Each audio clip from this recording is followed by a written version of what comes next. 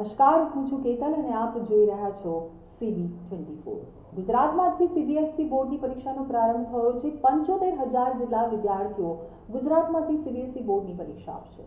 રાજ્યમાં કુલ 75,000 વિદ્યાર્થીઓ CBSE બોર્ડની પરીક્ષા આપી રહ્યા છે।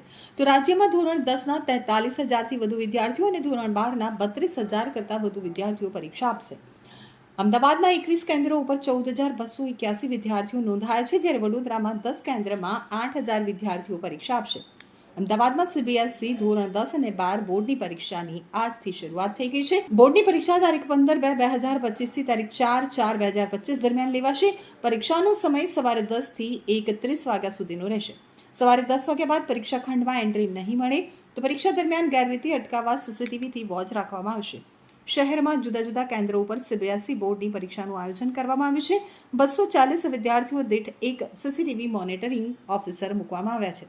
તો પરીક્ષા કેન્દ્રોએ રિઝલ્ટ જાહેર થાય ત્યાં સુધી રેકોર્ડિંગ રાખવું પડશે। દેશભરમાંથી 42 લાખ જેટલા વિદ્યાર્થીઓ નોંધાયા છે। CBSE બોર્ડ દ્વારા 9,842 કેન્દ્રો ઉપર પરીક્ષાનું આયોજન હાથ ધરાયું છે। તો ગત વર્ષની સરખામણીએ 2 લાખ કરતાં વધુ વિદ્યાર્થીઓ નોંધાયા છે।